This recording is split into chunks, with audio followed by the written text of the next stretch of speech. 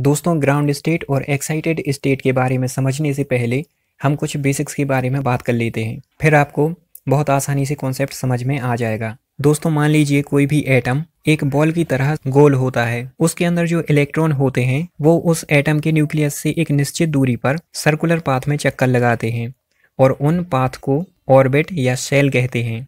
किसी भी एटम में न्यूक्लियस से बाहर तक बहुत सारे ऑर्बिट होते हैं और इनमें से किसी भी एक ऑर्बिट के अंदर 1 से 4 तक सब सेल होते हैं। उन सब सेल को SPDF कहते हैं और उन सब सेल में प्रत्येक सब सेल के अंदर ऑर्बिटल्स होते हैं जहां पर इलेक्ट्रॉन्स चक्कर लगाते हैं। तो अभी हम ऐसा कह सकते हैं कि इलेक्ट्रॉन्स किसी भी एटम के अंदर ऑर्बिट में चक्कर लगाते हैं। इन ऑर्बिट को या सेल को पहचानने के लिए इनको स्पेशल नाम दिए गए हैं। न्यूक्लियस के पास का जो पहला ऑर्बिट होता है उसे K, उसके बाद वाले मतलब बाहर वाले ऑर्बिट को L, उसके बाहर वाले ऑर्बिट को M और इसी तरह से एटम के अंदर से बाहर की ओर नाम दिए गए हैं। इसके साथ ही ऑर्बिट की नंबरिंग भी की गई है।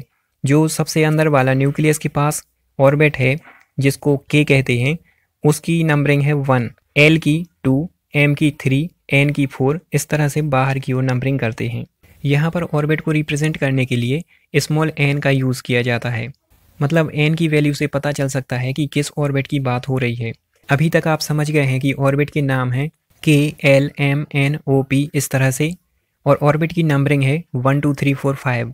मतलब अगर स्मॉल n की वैल्यू है 1 मतलब K ऑर्बिट की बात हो रही है, और अगर स्मॉल n की वैल्यू है 2 मतलब L ऑर्बिट की बात हो रही है।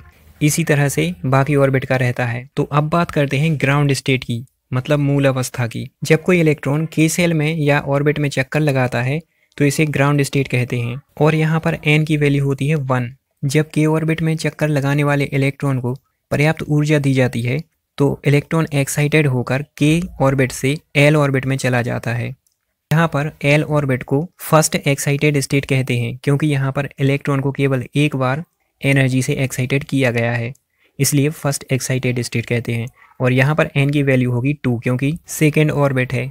इसी इलेक्ट्रॉन को जब एक बार और आवश्यक एनर्जी दी जाती है तो यह इलेक्ट्रॉन L ऑर्बिट से जंप करके M ऑर्बिट में चला जाता है और यहाँ पर M ऑर्बिट को सेकेंड एक्साइटेड स्टेट कहते हैं क्योंकि यहाँ पर इलेक्ट्रॉन को दूसरी बार एक्साइटेड किया गया है।